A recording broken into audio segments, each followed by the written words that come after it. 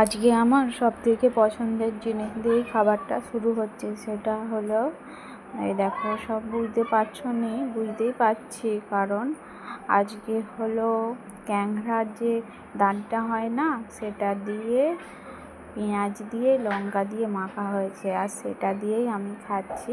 আর আমার খেতে ওটা খুবই সুন্দর লাগে, তাই প্রথমেই ওইটা দিয়ে খাবারটা শুরু করলাম। হাই এভরিওয়ান, সবাই কেমন আছো? আশা করছি সবাই ভালো আছো, আর তোমাদের ভালোবাসায় আমিও খুব ভালো আছি। আর দুপুরের মেনু নিয়েও চলে আসলাম, আর কাঁকড়া মাখাটাও আমার খাওয়া হয়ে গেছে।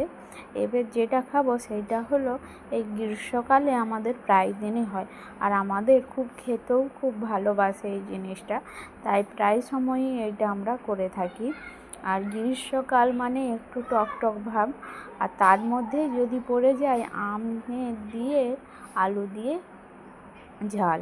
আর আলু দিয়ে ঝালটা আমাদের ঘরে সবাই খুব ভালোবাসে, তাই সেটা দিয়েও খেয়ে নিয়েছি। আর টক টক ভাব এত সুন্দর লাগছে, যেমন মনে হচ্ছে মুখের স্বাদ ফিরে এলো।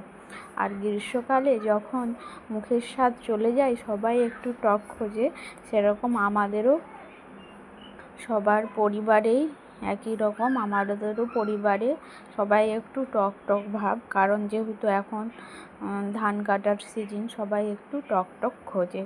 তারপরে আমি যেই জিনিসটা খাবো, কারণ অল্প অল্প করে কি কি রান্না হয়েছে তোমাদের সঙ্গে সেটা দেখিয়ে দিচ্ছি, কারণ তারপরে আমি আলাদাভাবে খাবো, সেই জন্যই আমি পুরো ভাতটা খেলাম না, অল্প অল্প করে খাচ্ছি। আর এখানে ছিল পনিরটা দেখো কতটা ফ্রেশ, কালকে কিছুটা হয়েছিল আর আজকে কিছুটা হয়েছে, খুবই ফ্রেশ রয়েছে। আর পনিরটা দেখো খেতেও খুব সুন্দর লাগছে।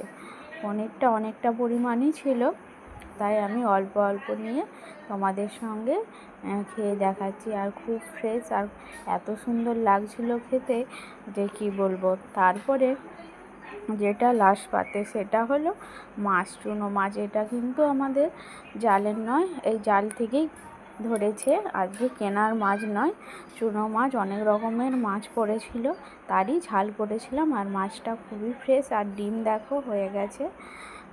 যাই হোক, আর খেতেও খুব সুন্দর লাগছে। আর মাছটা দিয়ে আমি খেয়ে নিচ্ছি, দেখো কত বড় বড় ট্যাংরা মাছ, পুঁটি মাছ, তারপরে মৌরলা মাছ, সমস্ত কিছু কিন্তু জালে পড়েছে আজকে আমাদের, তাই সেইটারই ঝাল করেছিলাম। সবাই ভালো থেকো এবং সুস্থ থাকো। আর আমার